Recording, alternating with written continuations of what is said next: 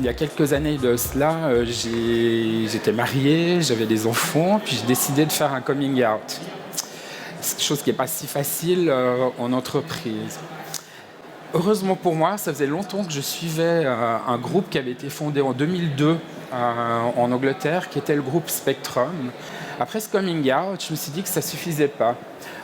Il me fallait un peu plus, il fallait que je sois un peu plus actif pour toutes les autres personnes LGBT qui faisaient partie du personnel à Genève. Et du coup, je me suis dit, maintenant c'est le bon moment, je vais essayer de faire plus et puis de créer mon propre comité LGBT à l'intérieur de la banque. Aujourd'hui, en fait, cette année, pour le groupe Barclays, en fait, on est à la recherche de plus d'alliés.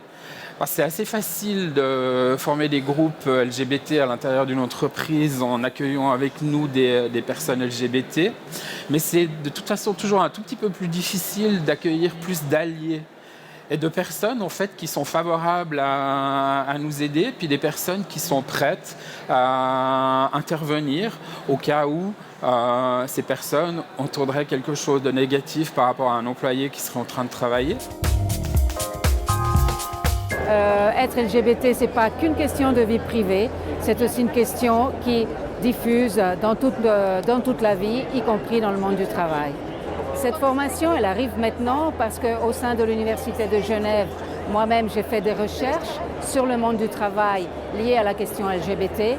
On s'est rendu compte que beaucoup d'entreprises ont besoin d'outils très concrets pour affronter des situations, pour créer un milieu de travail beaucoup plus ouvert, beaucoup plus inclusif.